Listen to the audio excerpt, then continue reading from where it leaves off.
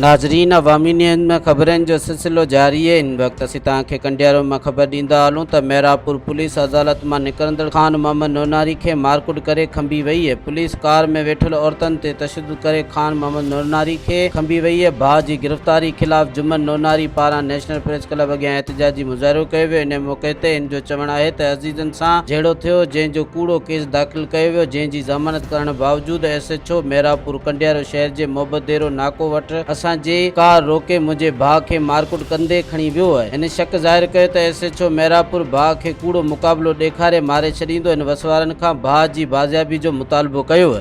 ख़ान नूरनारी खे मेरापुर वारो SHO कंबराणी साहिबु थोरी माइटनि खे असांजी फछरी थी पई।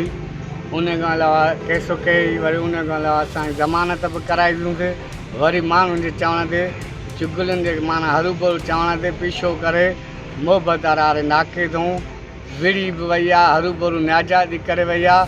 इन जो फ़ाइदो कहिड़ो, असां ज़मानतूं बि कराईंदा, हर शइ कराईंदा, पोइ जजनि ॾे छो था अचूं? असां न अचूं न, ज़मानत बि कराईंदा, वरी बि पुलिस खणे थी। पोइ इहो कहिड़ो कानून आहे? यार साईं सिधी नाजाइज़ी आहे। अहिड़ो कानून असांजे कम जो ई न आहे। नवाब शाह ॾे बि वेंदा आहियूं, SP साहिब ॾे वेंदा आहियूं, अपील आहे उन्हनि खे।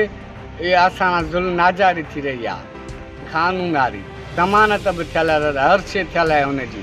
पोइ बि माण्हुनि जे चवण ते माल जे चक्कर में माना बेगुनाह खणी वई आहे मोहब्बत नाके। मज़ीद खबरों और तफसीलात के लिए विजिट करें हमारी वेबसाइट www.awamiNewsHD.com।